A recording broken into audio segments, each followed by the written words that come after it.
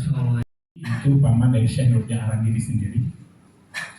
Ada juga beberapa syekh lain yang Syekh Muhammad Ali Yamani, Syekh Aminuddin Abdul Rauf Ali Al-Fansuri. Ini beberapa ulama yang mendapat posisi penting di Aceh ketika itu penting dalam sistem pemerintahan. Tidak ada alasan ini karena gara-gara sudah sistem demokrasi, kemudian ulama tidak lebih penting, seolah-olah tanda kutip tidak lagi paham tentang itu. Tidak. Itu yang salah paham. Yang salah paham. Ini lalu untuk mendapatkannya kesalah paham.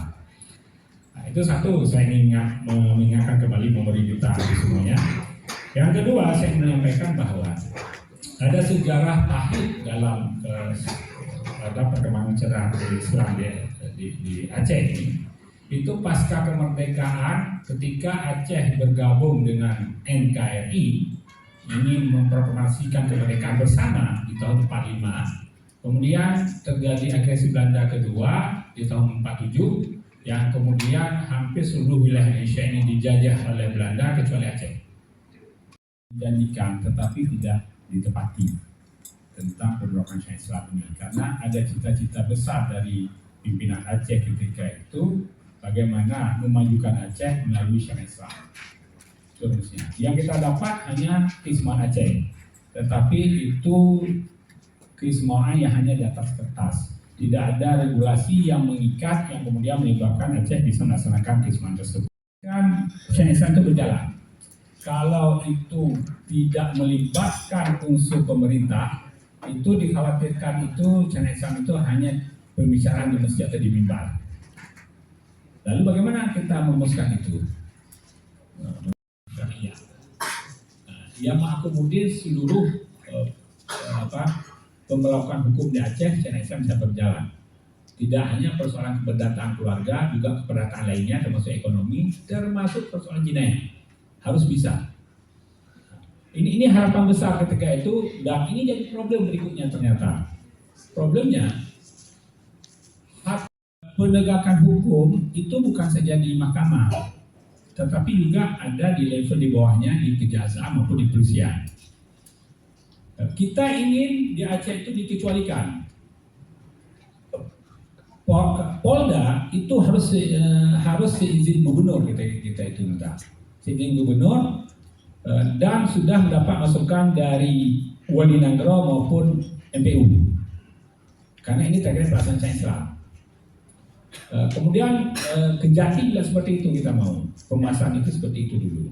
Tetapi kan karena birokrasi pemerintahan Indonesia yang berbeda sehingga itu tidak terakomodir. Ini menyebabkan apa? Menyebabkan kita kesulitan dalam penegakan hukum Syariah Islam di Aceh ketika polisi itu berganti-ganti, jaksa itu berganti-ganti, hakim berganti-ganti, nyakap cawo. Polisi kali tak didik tentang Syariah Islam, tahu ke pindah. Jaksa kali tak didik tentang Syariah Islam, perkenalkan kawan-kawan Syariah Islam semua. Tahu ke pindah. Hakim penagihnya. Akibatnya kan jalan. Nah itu harapan yang hilang. Harapan yang hilang. Nah, kemudian juga Baitul Mal. Ketika pembahasan awal, ketika kita pembahasan undang-undang pertahanan Aceh itu, kita bersemangat sekali ketika itu saya menyampaikan di forum itu, ini Baitul Mal Aceh ini harus seperti Baitul Mal di masa Rasulullah.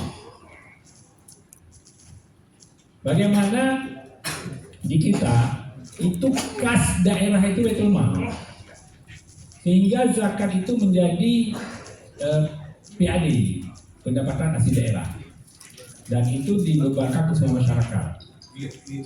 Termasuk yang kita tuntut ketika itu perusahaan-perusahaan BUMN maupun swasta itu kena zakat.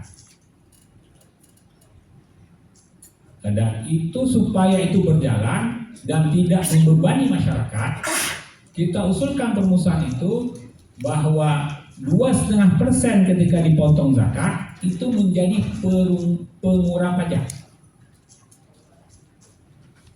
Dan jangan 2 kali lagi pajak bayar perusahaan, kemudian zakat kena. Kita bagaimana ketika bayar zakat, pajaknya berkurang karena pajak lebih tinggi daripada zakat pengurang. Pasca setelah pemberlakuan kanun jenayah di Aceh, awalnya ada 3, ada kanun Hama, ada kanun Maisir, dan kanun Khalwa. Ketika itu di bawah Dinas Syariah Islam sedikit punya power bergerak banyak. Artinya ketika pemerintah hadir, itu Syariah Islam itu berjalan maksimal.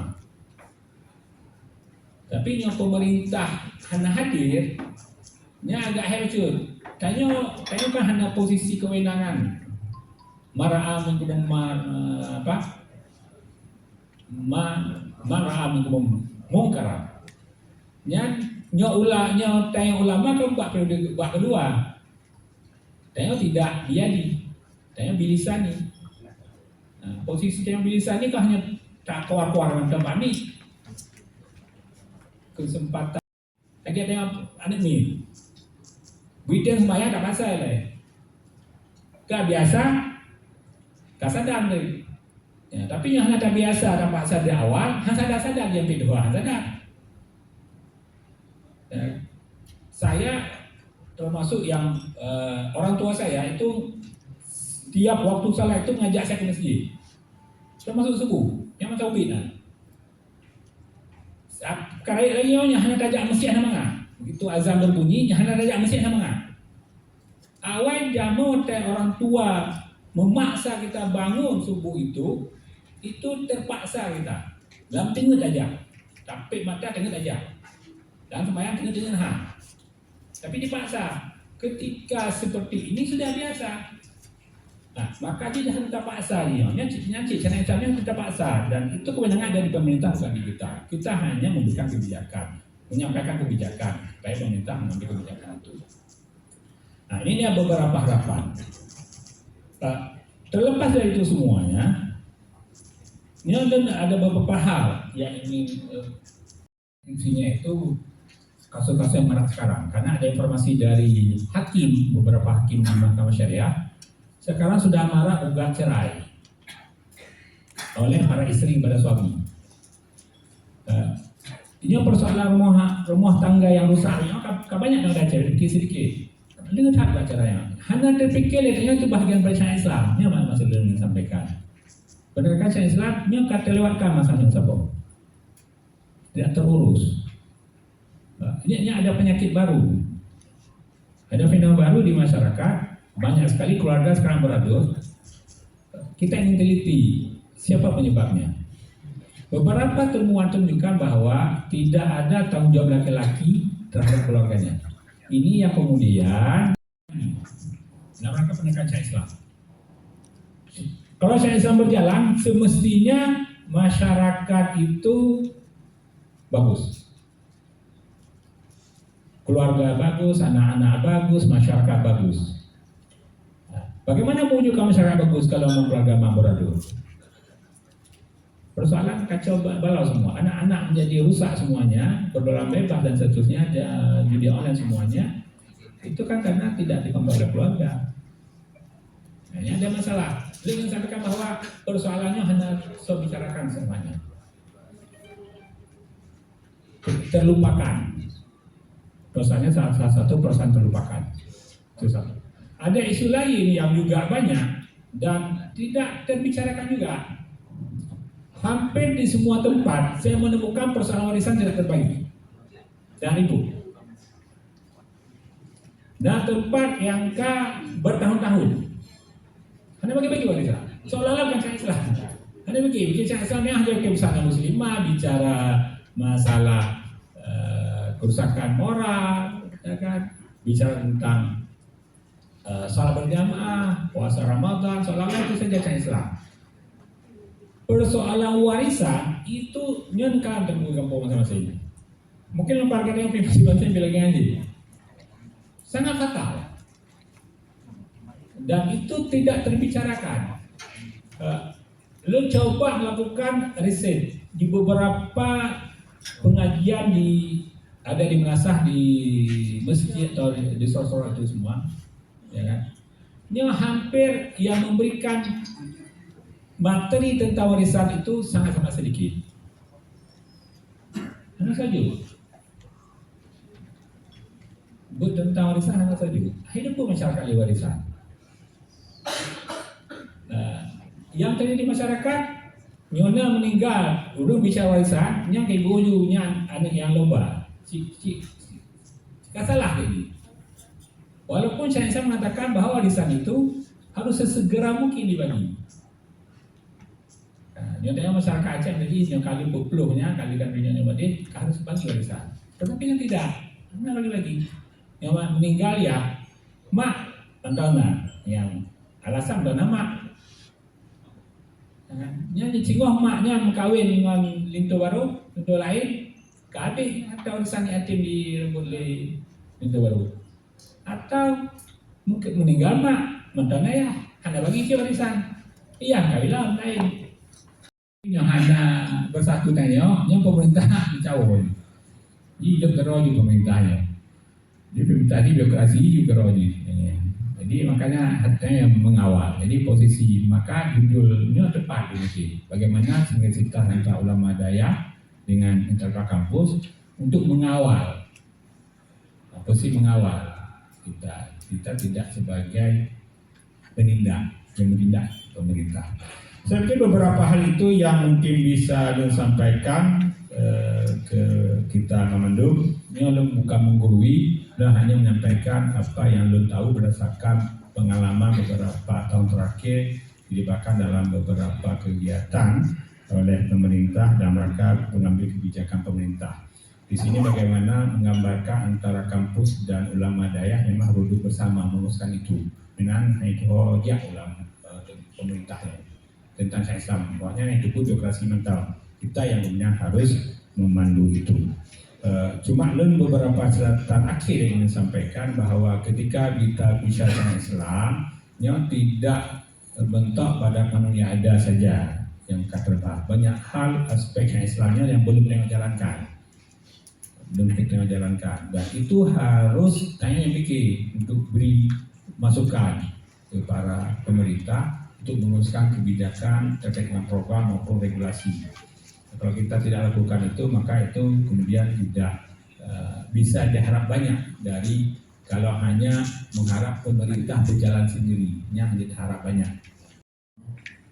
Yang mungkin tidak begitu banyak bergelut tentang nomenklatur, aturan tergoda. Kamu nanti tak usah bagiannya. Yang kamu tumpah di lapangan yang kayak tapi Dia tolong bicara apa kamu kalau dia tengok tak bodoh. Tak adam, no action, talk on. Melakukannya tanpa ada campur tangan pemerintah ini biasanya tidak berjalan. Yang ketiga, apakah pemerintah tidak bisa atau tidak sanggup atau tidak mungkin membuat aturan-aturan di samping DPR yang sifatnya mendatangkan masalah kepada masyarakat secara keseluruhan. Contoh Bang kita pegang. Yang orangnya udah buka kafe 20 jam, yang untung hedron dan yang rugo meribel. Ini pun ada perhatian pemerintah. Ya. Kemudian isu warisan seperti Bapak sampaikan di materi Bapak Abono. Yang kamu tun kajamun jamun berarti tidak ada perubahan. Lantas hari ini intelektual daerah banyak, intelektual kampung melimpah, pemerintah juga kita yang memilihnya. Kok masalah itu sampai sekarang tidak bisa dituntaskan? Di mana benang? Dari Aceh Barat Daya, satu Aceh Timur. Mereka bingung, yang perlu juga. Membangun kesadarannya harus tak paksa kan bagaimana? Pemerintah yang kan hasil dari pemilihan masyarakat yang pilih sehingga terwujud pemerintahan yang jalan. Nyot tapi kira di bancana terubah pemilihannya, dipilih oleh yang gay. Nah cara nyot cara di kata tropeng kata pilih, nah masalah. Yang ada pun ada yang kan? Nyot contohnya bekas contoh no, yang medsos kan, yang ketengku kak, apa yang dari Jawa Barat, gubernur Jawa Barat, KKDN, Deddy Mulyadi, Bidan bertindak ini semua beres. Tengok, duduk mantan baik sana kalau mama dan duduk, banyak beres. Tengok pilih lagi, ini masalah. Punca ni pemerintahnya Pak Neo karena pemilihan. Yang mau terubah sistem pemilihan ini. Ahlul wali wal aqdi itu. Jamun dia dapat kan rumah. Dia yang mikir rumah.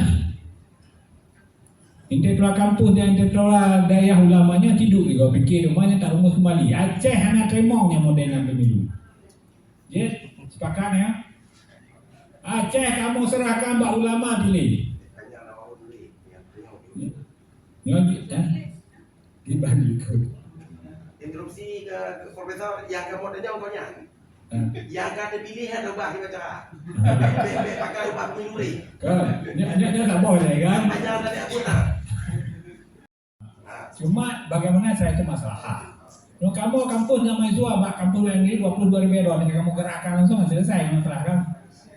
Pun betul lagi cara yang di daerah boleh ada cek ini. Waduh bro jumlah santri. Hanya dah gerakkan ada depan dengkuan. Punya pakat tinggal uang mau gerak kan? Ya kan? Sebenarnya dia yang datang. Cuma dalam demokrasi aturannya harus sekian suara. Ini perkara. Makanya ini rubah sisi pemerintahan ini. Banyak bunyi. Perjuangan saya terkait dengan keistimewaan Aceh ketika memutuskan undang-undang Aceh itu belum maksimal.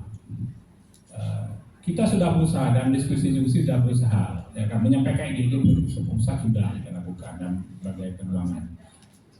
Tetapi kan mungkin yang belum maksimal. Dan doa mungkin kira-kira mungkin usaha tempuh dengan langit, insya Allah dengan doa-doa Tuhan kan berubah kan. Mungkin sih kan. Ketika Allah berkehendak apa tidak mungkin. Ya. Jadi, yang berjuang di lapangan yang berdoa tengah malam kan. Jadi yang kemudian bangkul nih kan. Apakah pemerintahnya hanya sanggup merumuskan bagaimana menerapkan syariat Islamnya? Yang hanya yang bantu atau apa? Pemerintahnya hanya cara bantu atau kita bantu. Pemerintah dengan birokrasi dengan administrasi macam-macam tu bang, kan sibuk dah yang tu bang. Lun salah satu ini posisi sebagai wakil rektor mengajar hal-hal prinsipal. Ini contohnya bagaimana birokrasi itu menyingkat pendidikan daerahnya, dinas daerah itu program-programnya bukan untuk manfaat pendidikan daerah. Bisa nggak kita rumuskan itu sehingga memberikan program kebijakan regulasi yang seperti itu. Ini harus yang lakukan. Hana apa? Bukan orangnya tidak mampu, orangnya cerdas-cerdas pak di birokrasi ini. Orang tahu cara dua-dua. IPK yang lagu beli. Dengan birokrasinya energinya habis luar biasa. Cukup berkeras karena kamu berada lah walaupun di tengah kampus tapi birokrasi juga. Tang kementerian tiada laki datanya habis energi deh. Bahkan ngajak mengajar. Ini yang kondisi ya. Dari seluruh kabupaten kota yang telah berhadir